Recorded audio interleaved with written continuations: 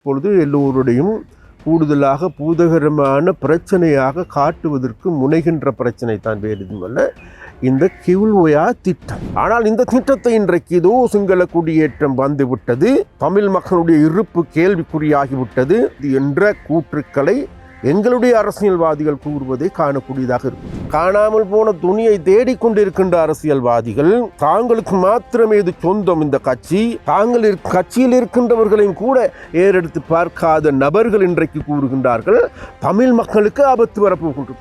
அதை போன்று எரிந்து நாசமாகின்ற பொழுது அதில் குளிர்காய்கின்ற அரசியலை வடக்கிலும் தோல்வி கண்ட தெற்கிலும் தோல்வி கண்ட அரசியல்வாதிகள் இன்றைக்கு தாங்களுடைய ஆயுதமாக எடுத்திருக்கிறார். எங்களுடைய அரசாங்கம் என்பது நாங்கள் எங்களுடைய கொள்கை பிரகடனத்தில் குறிப்பிட்டவாறு இது மக்களுக்கான அரசாங்கம், மக்களுடைய நலன்களையே முதன்மையாக கொண்டிருக்கின்ற அரசாங்கம்.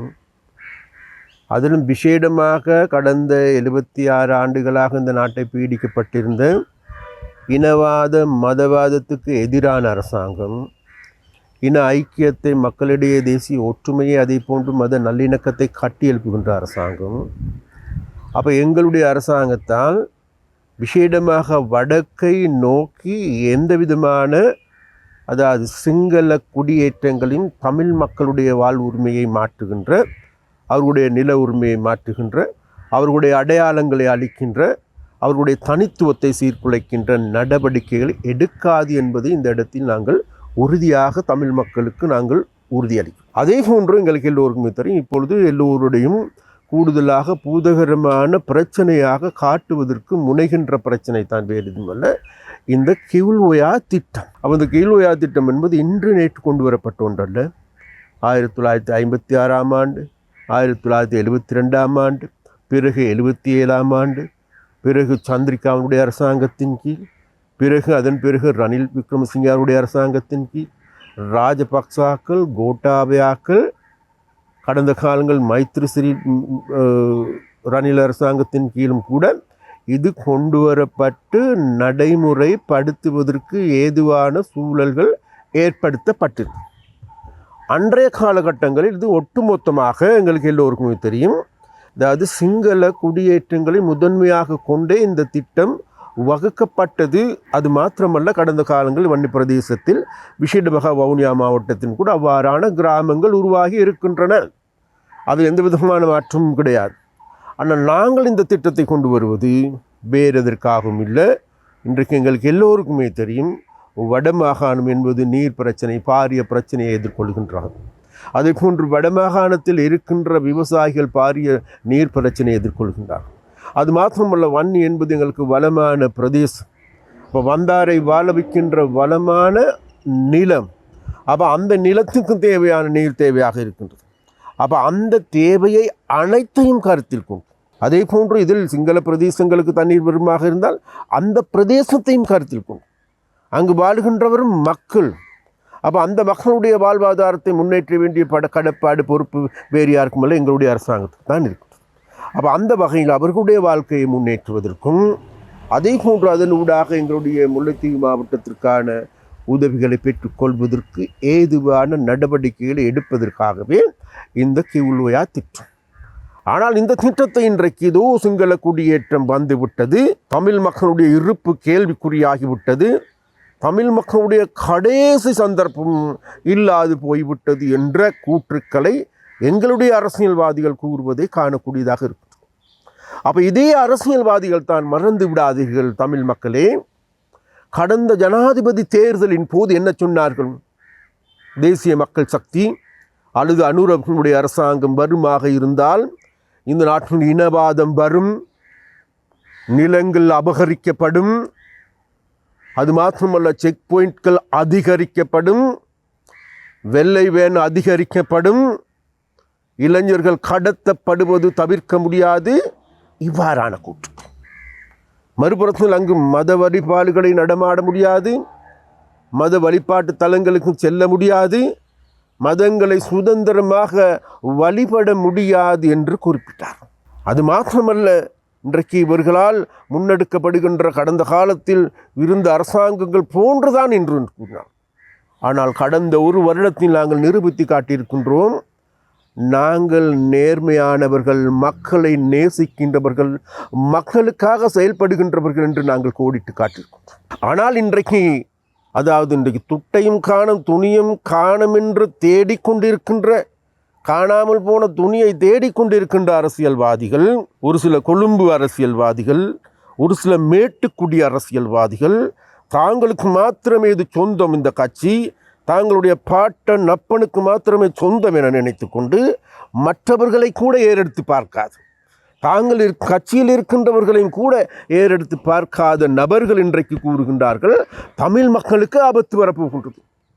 நாங்கள் ஒரு உண்மையை சொல்கின்றோம், இதே செயற்பாடுகளைத்தான் இவர்கள் கடந்த உள்ளூராட்சி சபையின் போது குறிப்பிட்டார். உள்ளூராட்சி சபையில் கூட நாங்கள் விசேடமாக எங்களுடைய காணி நிர்ணய சட்ட மூலத்தின் மூலமாக எங்களுடைய காணியை நிர்ணயம் செய்து கொள்வதற்கு, வடக்கில் இருக்கின்ற காணிகளை இனம் கண்டு கொள்வதற்கு, அதை அளவிடுவதற்கு ஏதுவான நடவடிக்கை எடுக்கப்பட்ட போது இதோ தமிழ் மக்களுக்கு எதிரான சட்ட மூலம் வந்துவிட்டது, இங்கு இருக்கின்ற காணிகள் அபகரிக்கப் போகின்றார்கள் என்று குறிப்பிட்டார். அது மாத்திரமல்ல, இன்றைக்கு எங்களுக்கு எல்லோருக்குமே தெரியும், இன்றைக்கு இவர்களுக்கு தமிழ் மக்கள் மத்தியில் இன்றைக்கு இடம் கிடையாது. தமிழ் மக்களால் இன்றைக்கு ஓரம் கட்டப்பட்டிருக்கின்றார்கள். அதற்கு அதே போன்று இன்றைக்கு நாளுக்கு நாள் இன்றைக்கு தேசிய மக்கள் சக்தி தமிழ் மக்கள் மத்தியில் கூடுதலான இடத்தை பிடித்து கொண்டு வருகின்றது. அவர்களை அன்பையும் அரவணைப்பையும் பெற்று வருகின்றது. அதை பொறுத்து கொள்ள முடியாத, சகித்து கொள்ள முடியாதவர்கள் ஏதாவது ஒரு சிறிய துரும்பு கிடைக்குமா, அந்த துரும்பை பயன்படுத்தி இங்கு ஏதாவது இனவாதத்தை தூண்ட முடியுமா, அந்த இனவாதத்தை தூண்டுவதன் மூலமாக தெற்கில் இதை பற்ற வைக்க முடியுமா, அதை போன்று எரிந்து நாசமாகின்ற பொழுது அதில் குளிர்காய்கின்ற அரசியலை வடக்கிலும் தோல்வி கண்ட, தெற்கிலும் தோல்வி கண்ட அரசியல்வாதிகள் இன்றைக்கு தாங்களுடைய ஆயுதமாக எடுத்திருக்கிறார். அதனால் தமிழ் மக்களுக்கு நாங்கள் ஒரு உறுதியை தருகின்றோம். நாங்கள் அன்றும் சரி இன்றும் சரி, நாங்கள் தமிழ் மக்களுக்கு எதிரானவர்கள் அல்ல, தமிழ் மக்களுடைய உரிமைகளுக்கு எதிரானவர்கள் அல்ல, தமிழ்களுடைய நில உரிமைக்கு எதிரானவர்கள் அல்ல. எங்களுடைய ஜனாதிபதியின் வார்த்தையால் கூறுவதென்றால், தமிழ் மக்களுடைய பிரதேசங்களை தமிழ் மக்களுடைய அபிமானம், தமிழ் மக்களுடைய மரபுரிமைகள் அடங்கிய பிரதேசமாக மாற்ற வேண்டும் என்பதே எங்களுடைய தேவை. அதன் காரணமாக இன்றைக்கு கூடுதலான நிதி ஒதுக்கீடு, இன்றைக்கு சர்வதேச கிரிக்கெட் மைதானம் வருகின்ற போது, இண்டோர் ஸ்டேடியம் சர்வதேச ரீதியான உள்ளக அரங்கு வருகின்ற போது, இங்கிருக்கின்ற வீதிகள் அனைத்தும் புனரமைக்கப்படுகின்ற போது, குறிக்கட்டுவான் இறங்குத்துறை நவீனமயமாகுகின்ற போது, அதே போன்று முல்லைத்தீவில் இருக்கின்ற வட்டுவாகல் பாலம் புதுப்பிக்கப்படுகின்ற போது, அங்கிருக்கின்ற வீதிகள் அனைத்தும் புனரமைக்கப்படுகின்ற போது, அங்கிருக்கின்ற விவசாய நிலங்கள் அனைத்தும் மீண்டும் விவசாயம் செய்து கொள்வதற்கு ஏதுவான நடவடிக்கை எடுக்கப்படுகின்ற பொழுது, கடந்த தித்மா புயலின் பொழுது பாதிக்கப்பட்ட அனைத்து குளங்களுக்கும், விசேடமாக இருநமடு குளத்துக்கு மாத்திரம் 1 கோடி ரூபாய் நேற்று நாங்கள் நட்டையீடாக அந்த மக்களுக்கு நாங்கள் பெற்றுக் கொடுத்திருக்கோம். அதாவது மீண்டும் இவர்களுடைய வாழ்க்கை கட்டியெழுப்புவது. அங்கே இருக்கின்ற விசேடமாக கிளிநொச்சி மாவட்டம், முல்லைத்தீவு மாவட்டத்தில் இருக்கின்ற அனைத்து குளங்களுக்கும், பாதிக்கப்பட்டிருக்கின்ற குளங்களுக்கும் நாங்கள் நட்டையீடுகளை பெற்றுக் கொடுத்து அவர்களுடைய வாழ்க்கையை, அதாவது புதிய உற்பத்திகளை செய்வதற்கு ஏதுவான நடவடிக்கைகள் எடுத்திருக்கின்றோம். அவ்வாறான நடவடிக்கை எடுக்கப்படுகின்ற பொழுது தெரிகின்றது, மக்களுக்கு தெரிகின்றது, புரிகின்றது, விவசாயிகளுக்கு தெரியும், புரியும். அதாவது இன்றைக்கு தாங்களுடைய பிரச்சனையாக எடுத்துக்கொண்டு பேசுகின்ற, நடவடிக்கை எடுக்கின்ற அரசாங்கம் என்பது இன்றைக்கு அவர்களுக்கு தெரியும். அதனால் இன்றைக்கு மக்களுடைய ஆதரவு மேலும் மேலும் அதிகரிப்பதன் காரணமாக இன்றைக்கு தடிமாறி தத்தளித்து கொண்டிருக்கின்ற இந்த தமிழ் அரசியல்வாதிகள் எங்கள் மீது சேறு பூசுகின்ற, தமிழ் மக்கள் மீது அவநம்பிக்கை ஏற்படுத்துகின்ற, மீண்டும் அந்த இனவாத சாக்கடையில் தமிழ் மக்களை தள்ளுகின்ற பாவித்தனமான நடவடிக்கையை இவர்கள் எடுத்து வருகின்றார்கள். தமிழ் மக்களே ஏமாற வேண்டாம் என்று நாங்கள் அன்பாக கேட்டுக்கொள்வோம்.